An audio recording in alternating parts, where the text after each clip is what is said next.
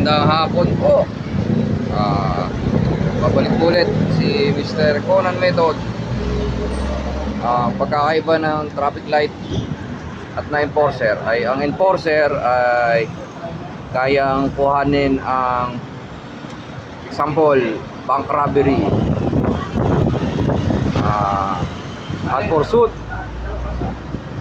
For example, kaya niyang pumutol ang ng tama at ang traffic light hindi kayang pumutol.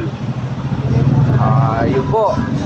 Number 4 yun. Number 5, ang traffic light hindi niya kaya mag multiple flows, pero ang enforcer kaya niya mag multiple flows. Kaya niya pagsabayin ang caterpillar at ang butterfly ni Conan Method.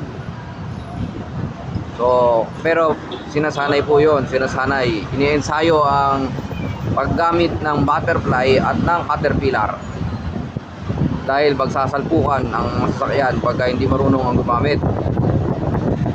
Yun po.